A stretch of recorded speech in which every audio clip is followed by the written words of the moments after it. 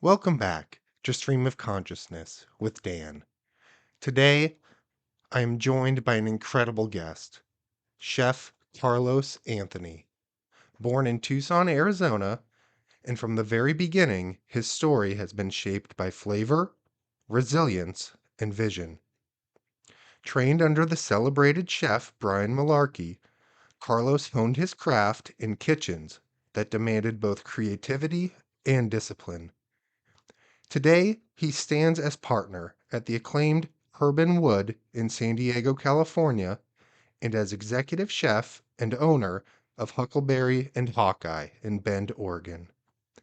Along the way, he's proven himself on the national stage, earning victories in high-profile food competitions such as Chopped, Cutthroat Kitchen, and runner-up in the show 24 in 24, which was a grueling 24-hour cooking competition. In this conversation, we'll explore how his roots, mentorship, and competitive spirit has shaped the artistry and leadership that define his cooking. So grab a chair, grab a plate, and let's dig in to my conversation with Chef Carlos Anthony. All right. We are live with Stream of Consciousness with Dan, and we have Chef Carlos Anthony on the pod today. How are you doing, Carlos? Woo! So excited to be here. Honestly, Dan, thank you so much for having me. I'm really excited to chat with you. Should be a lot of fun. Yeah, I cannot wait. So, so let's talk about just your childhood growing up. You were raised by your grandparents, but your mother was in the picture. Could you just kind of talk about kind of how that um, Yeah, environment you know, was? I come from a Mexican background. My grandparents were a huge part of my life. My mother raised myself and my brother as a single parent, and the Mexican community is it's so important to have family around. And from a very young age, we were in our grandparents' home, and they really um, took a lot of the load off of my mom and really raised my brother and I. And again, in the Mexican culture, family is so important, and more than that, food. Um, Yeah. my grandmother cooked for us every night. We ate dinner as a family. Uh, every holiday, we had all of the aunts, uncles, cousins all there. And it gave me a real appreciation for not just food, but community. And, kind of what food does for us. It brings us together, it makes people happy. Yep. And, growing up with that as, my roots um, was so big and valuable in my culinary career. Yeah, it's super special because I think um again I was like almost intimidated interviewing you, but I'm like, we can just talk food. Everyone can talk food. It brings people together. Everyone remembers, sitting down at dinner with their family every day. It's just such an integral part of of the family. Do you know what I mean? Yeah, isn't it wild though? Like all of us eat, right? Everybody Hmm. needs to eat, and we all have this incredible relationship with food, where I think there's memories tied into it, but there's all of these things where we can be on different sides of the country, different sides of the world, and we can all relate on love of food and what it does to us. And I think that's Hmm. what makes it so special, and something that I think is going to be around forever. Yeah, absolutely. So that's a really neat story. Do you have any specific dishes you remember, your aunts or your grandparents making where you're like, all right, we got this for dinner. Let's go. Let's get it Yeah, on. it's always the humble dishes. I love talking about my grandmother's beans. And Ah, it's something so simple, but it was a staple in our in our diet, in our kitchen. We would always have a pot of beans going, and one of the things I learned from a young age was that love in food is often work, right? mhm, When you say there's love in food, it means the effort that you put into it. And my grandmother would make beans, and one of my jobs was to separate the beans. So if you've ever cooked beans in a poor household, you separate out the beans. If there's broken ones, if there's little pebbles or rocks, things like that, you have to separate it. And I always thought it was a punishment. But turns out no, it's this act of love, right? It's taking the extra effort to make something so simple, delicious, and perfect. And mhm. that effort and the strain that you have to go through to make something every day, or as consistently as we did, was so valuable to me. Um, and it stuck with me. And I think something simple like a pot of beans, right? Like it's so, Yeah. people are probably like, this guy's a chef, but it's those little things, I think, have really stuck with me throughout my life. Well, and it humbles you as well, I'm sure. I mean, it's Absolutely. so I remember I will kind of build a connection here. I remember sitting on the back porch husking fresh corn and Love it. getting all of those strings off the corn. I was like, "Oh my God, Mom, this sucks. This is the worst." Yeah, But as a kid, you look at that thing and you're like, why am I doing this? yeah, But so that it's so important. it is. Oh, that's cool. So yeah, so let's move on to kind of you're growing up, you are going to college, and you're just studying. Was it just general business, or and it was at the Yeah. University of Arizona, right? Yeah, so I was living in Tucson, Arizona, through most of my childhood. I was born in California, but lived in Tucson, grew up, and went to the University of Arizona, and was studying business marketing. And truthfully, I was as a young kid and going through high school, I was a big debater, if you can believe it or not. I was in national debate. I did Lincoln Douglas debate. So I had these big dreams and aspirations to be a lawyer, and that was really kind of my focus. And I was, very centrally focused on this idea. And I was going to U of A. At the time, I was studying business. Because U of A has such an amazing business program, and I was cooking. Just like all of us, Mhm. paying the bills, right? Yeah, Those yeah. those student loans only go so far, and I was cooking. I got a job at a restaurant called Old Chicago. It's kind of a national chain if you've ever Oh, been. that's a pizza restaurant, right? Yeah, pizza. Yeah. And I got the opportunity. I was still too young to be a server, and they said, "Do you want to cook?" And I was kind of like, sure. Like a couple extra dollars an hour sounds fantastic. And Dan, I fell in love with it. I fell in love so quickly with the kitchen, with Hmm. cooking, with the fire behind the line, and more than that, I think with the reaction I would get from people when I'd cook for them. Hmm. Back in college, we would make crazy pizzas, or I would like take our pre-breaded frozen shrimp, and I would soak them and turn it into like a shrimp scampi, and I'd bring it home for my friends. And it was something in there that I just loved. And Hmm. I'm probably two and a half, almost 3 years into to school, and I just realized it like kind of clicked into me how much I love food Hmm. and how a part of me it was. And I got an opportunity to go to California to work at an amazing restaurant with a great chef. His name was Hans Wiegen. I'll never forget him. And Hans Wiegen. Okay. Hans Wiegen, and I he gave me a call, and then I was still in school. I still had a job in Arizona.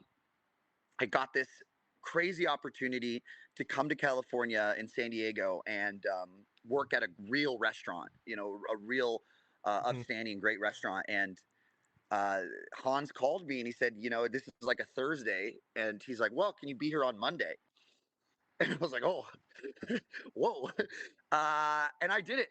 I did it. I left. I packed up all of my stuff and I said, this is what I will do with my life is I will be a chef. And I think much to the dismay of my mother and my grandparents, but uh, but I believed in myself and I believed Mhm. in what we were doing.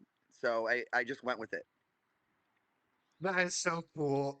Because I mean, we all kind of have those turning points in our lives where, you're in college, you're like, is this really what I should be doing? Should I pursue, like for me, I went the other way. I stuck with business, but like, should I have, maybe done music? Because I'm a big music guy, but so Yeah. it's just really cool that you took the risk and trusted yourself. And so yeah, I admire that very much. That's really cool. Well, thank you.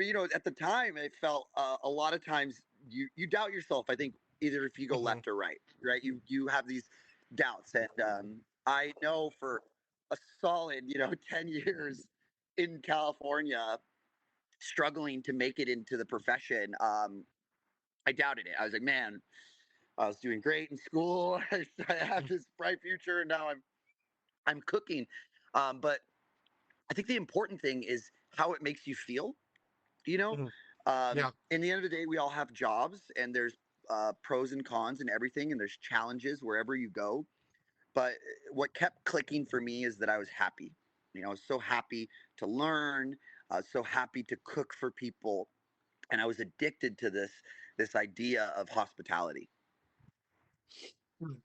I love that because at the end of the day, I think making one person smile or making one person laugh is worth way more than any dollar bill in the world.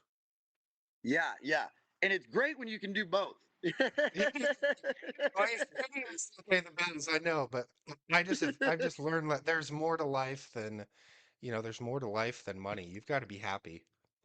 Absolutely, S- absolutely. So, s- so cool, cool. So now we're gonna move on to my boy.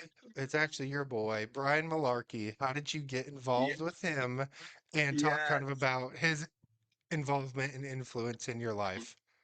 Well, so yeah, Brian Malarkey, famed for listeners that don't know, Top Chef alum, season 3, and at at the age that he came on, I was a young cook in San Diego, and I loved Top Chef. I was such a big Top Chef fan because it's the culinary arts, it's these chefs that I look up to, and I immediately felt connected to Brian because he's such a big personality, and Oh yeah. his his real claim to fame, I think, is hospitality, making people happy, Mhm. taking care of people. He always had this spirit about him that I loved.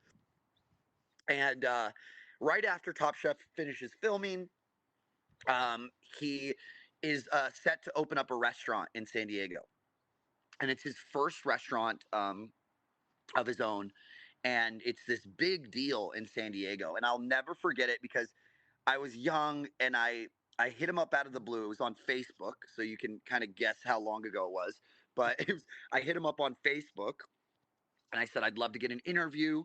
Um, I'd love to work for you. I love your personality and your attitude and everything. And he sat me down and immediately told me that I was too much. He's like, you need to relax, okay? You're too energy. You got too much energy. You're too much like me, and there's already one of me. We don't need two. It's And Brian Malarkey. uh, and it was. I was Oh my God. lucky enough that he sorry, yeah, I was lucky enough that he saw something in me, hired me on the spot, and we helped open up that restaurant in San Diego in 2010. And I've worked with him ever since. Oh, that's so cool. I'm just blown away because I know how big of a personality. malarkey is when I watch him on the Food Network all the time. So I'm just picturing you being even bigger than him, and I'm like, how's that possible? Yeah, He's like, a lot of people look at us when we're on TV and they're like, "Oh, these guys are putting on a show. This is too much. Like it's all for TV." It's like, no, we're just like this. We have a good time. We're loud. We're fun. We I think we just love people and having a good time, and it's something we've bonded with throughout our career. no, I'll that's so I'll tell great. you this too. I got lucky. So we opened this restaurant.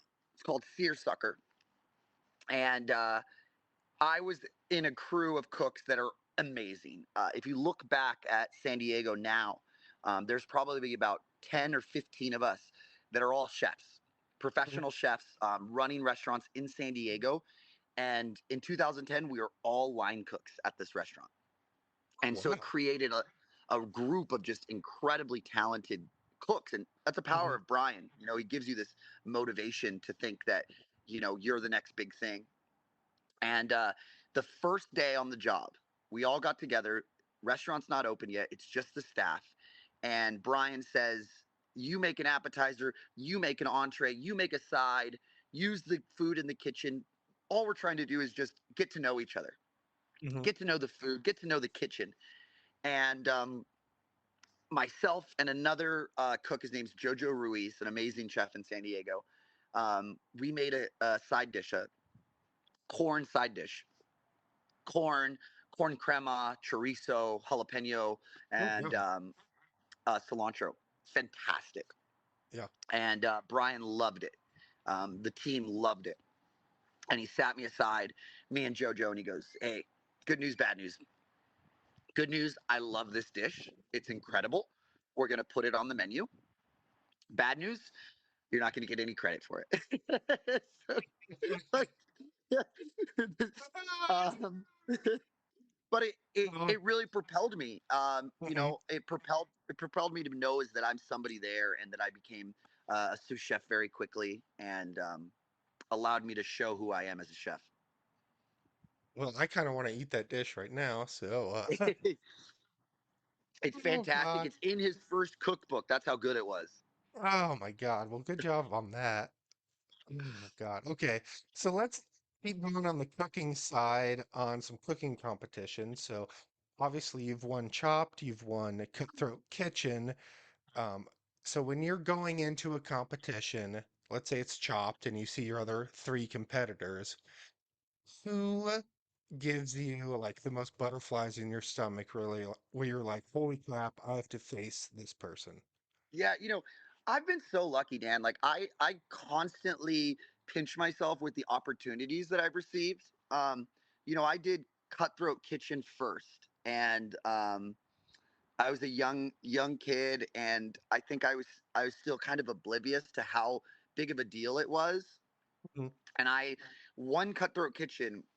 I go and I do Chopped. I win Chopped, and I'm suddenly feeling fearless, right? I was suddenly feeling like, man, this is what I'm meant to do. And I do a couple other shows that I wasn't, maybe I didn't win or I wasn't too scared of.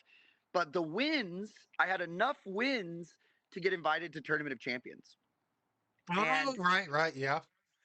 and the first person I go against in Tournament of Champions, and to this day is my scariest opponent, the person I shake when I see, is Jet Tila. Oh, And that's Jet right. Tila. I mean, Jet is literally like my favorite. I love Jet so much. Both my He's wife my and I do. favorite. He's my favorite. Dan, Oh, here's a little piece of information. My first TV show, the first one I ever won, was Cutthroat Kitchen. Jet Tila is my judge. So that's how like connected we are. And I go up against him in Tournament of Champions, and I was terrified. Terrified. Still to this day. Like I've since competed against Jet, I think 4 or 5 times. uh, And lost every time, sure. Like he's incredible. Um, but it's crazy to me just that the aura that he brings, because he's somebody I look up to and that I respect. And not only is he a good competitor, but he's a great man in our industry. Mm. He takes care of other people in the industry. He's got an incredible family, and he's just the nicest guy. And I always tell people about Jet. Jet is got your back. He is the sweetest man. He will be incredibly kind to you all the way up till the competition starts. You're gonna say Then until he kicks your butt. and he's going for blood. Yeah. Oh gosh. I've unfortunately been the losing end of Jet Tila more times than I like to talk about. But I mean, he's so incredible. It's great just to be in that stage with him. Mhm. Oh, I didn't mean to open up that wound, but Yeah. Every time uh, Tournament of Champions comes around, I have to see him, and it opens right back up. oh, that's good. So then on the same token, how about on the judge side when you're like, oh gosh, we've got Can I can I also say Jet Tila? No, I mean Jet's been so it's funny to see how many different times I've had him judge, but I've had some of the best culinary um minds as my judge. I've had Jonathan Waxman judge me, right? I've had Nancy Silverton and Marcus Samuelson judge me, and every time you see these guys taste your food, it's like this moment where time stops, and Mhm. and whether they like it or not, it's this incredible experience to be able to cook for these legends. Right. Um, I've thanks to Brian and thanks to these opportunities that I've had, I've been able to meet some incredible chefs. Um, I got to cook and meet with Anthony Bourdain, and I'll Oh, never wow. forget that experience. Just it makes you feel so small when you're giving food to people like that. No, absolutely. I mean, Anthony Bourdain's a legend, an absolute Oh legend. man, it was the greatest thing ever. It was just you. I feel very blessed that I've been able to have these opportunities, um, and I definitely don't take it for granted. Oh, pardon the interruption, folks, but this episode is brought to you by Big Mama's Kitchen, located in the heart of Omaha, Nebraska. Every dish tells a story. From oven fried chicken to sweet potato pie, it's soul food that feels like home. And just in time for the holidays, Big Mama's Kitchen is offering their Heat and Eat holiday special, all the flavors of tradition ready to share with family. Plus, you'll save big. Get $10 off for every $50 purchase when using the promo code HOLIDAY 2025. That's HOLIDAY 2025. Big Mama's Kitchen, taste the legacy, share the love. Welcome back Uh to oh. Stream of Consciousness. Hopefully, Carlos has his brain waves rocking and rolling because we have a Here we go. segment called Stump the Chef. And if you fail any of these, I'm going to personally call Brian Malarkey and tell him that you don't know your food. All Uh-oh. right, we will start with a softball. We'll start with a softball. Okay, hopefully. Your mentor, Hopefully. Brian Malarkey, always puts oil in boiling pasta water. True or false? False. Correct. All right, there you go. Yeah. You escaped that one. And actually, kind Well, of if you wanted to. really thinking. Oh You no, got to go think ahead. I about was it just because gonna Brian does ask crazy why. stuff. Yeah, and he does. So, what is the actual, as kind of just like a home cook? What is the thought process behind that? Old wives' tale would say that it makes the pasta not stick. Um, but Okay. it really doesn't do that. I think most of it is separated and goes by the time. But most people would tell you that it makes the pasta not stick to itself. But um, yeah, that's a myth. That's a myth. There we go. Well, we're solving myths. All right, this one's close to my heart. What is Okay. the key difference between frozen custard and ice cream? frozen custard and ice cream. Yep. Uh, this is a toughie. These stumping quick. I'd imagine ice cream. It's an anglaise, right? So you're slowly tempering in eggs, and then your freezing process is closed. But I imagine that the anglaise and eggs are different uh, in a custard. The amount of sugar and eggs than a custard, and probably frozen differently. It's close enough. We'll give you about a 99% on that. To Google, because I'm not a chef. A custard must have at least 1.4% egg yolks, while ice cream Yeah. has less. So you There. give Yes. it to you. I'll give it to you. I was on it. It's the You're egg on it. yolks. All right. No, this one, I hope you've got this one. Which knife cut is better suited for carrots? Julienne or chiffonade? Better suited for what? Carrots.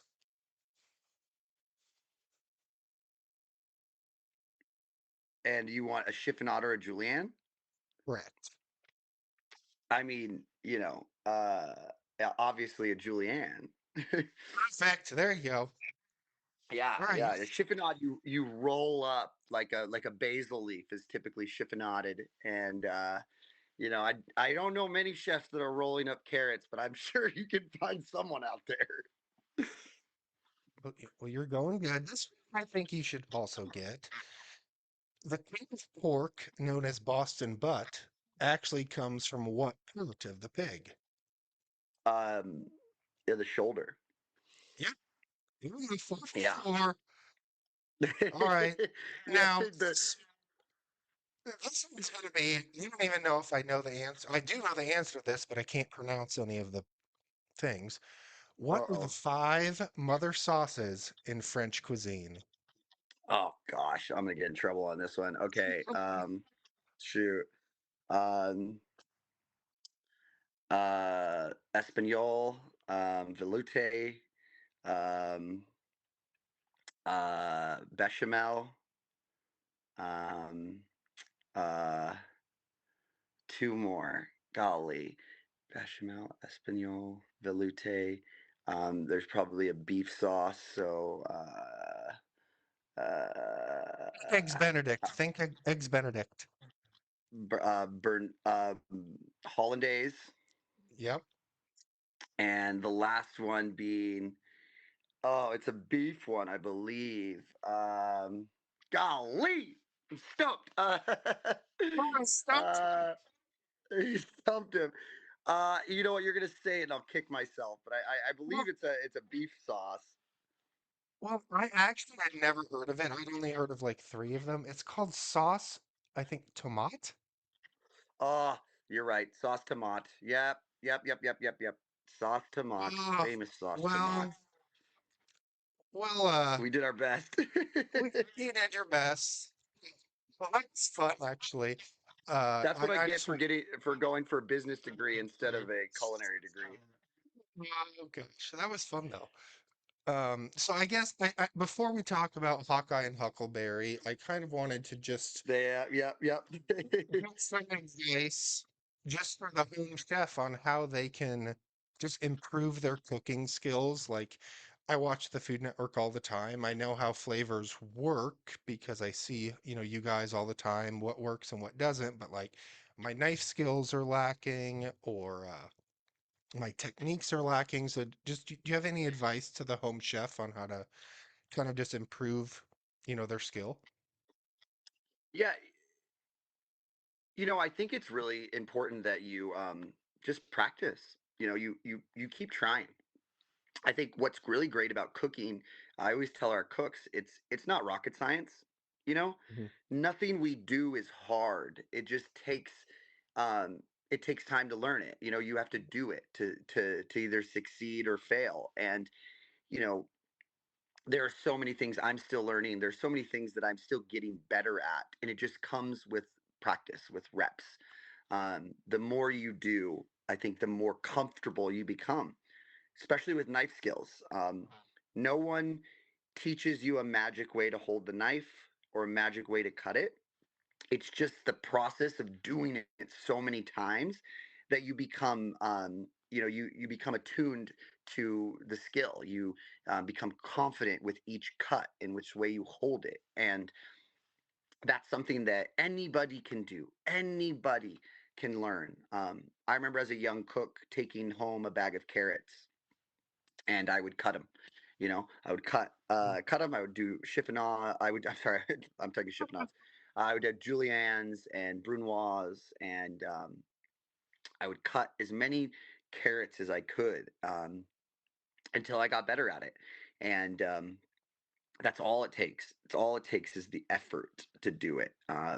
And it's surprising how 100 pounds of carrots, how good you'll get at it. We're back with Carlos Anthony, and we're going to talk about the Very Good Foundation. Yeah. Very Good Foundation is an incredible organization that I've been lucky enough to work with in San Diego. And they do a lot of things with food, but one of the things I got to work with them with is working with kids in schools. And we have done programs to build gardens inside of schools, typically like in their hallways where it's just like a plot of grass, and been able to teach kids the importance and the value of growing their own vegetables in their class. And I think it's so important to learn as a kid. Um, and then more than that, we taught them what to do with it. How do you cook the things that you grow? And the kids always surprised me with how creative and how excited they are to cook with things like cauliflower and carrots. Right? There's simple products, but you give kids the opportunity to be creative, and they will surprise you. Absolutely. And I just wanted to share this quote with you again. Tell me what you eat, and I will tell you what you are. It is so powerful, it's so simple, but when you care about your food, when you prepare it, respectfully and kind of acknowledge that, especially with meat, like it's a living thing, it's just so powerful and so important. Like anyone can go to McDonald's and get a hamburger, but Yeah, when you like you're doing it, Hawkeye and Huckleberry is raising the meat, caring about the animal. It makes it just so much deeper and it will taste better. Like you said, it will taste better when you love them and care about them. So I commend everything that you're doing. Do not stop doing it. And amazing. super appreciate your time. So we're going to sign off from Stream of Consciousness. This was our conversation with Carlos Anthony. We'll talk later. Hey everyone. Thanks for listening to my conversation with Chef Carlos Anthony. I hope you enjoyed the conversation as much as I did. I learned quite a lot, and Carlos himself even learned just a little bit more about French sauces. Remember that food is memory, mentorship, and resilience all served on one plate. If you've enjoyed this episode and want to help keep these conversations brewing, consider supporting the podcast with a cup of coffee. It's a simple way to fuel the work behind the mic and make sure stories like Carlos's continue to be heard. Every dollar matters. You'll find the link in the show notes, and every cup goes directly towards producing more episodes, connecting more voices, and keeping this stream of consciousness flowing. Until next time, stay creative, stay connected, and remember, the best recipes are the ones we share.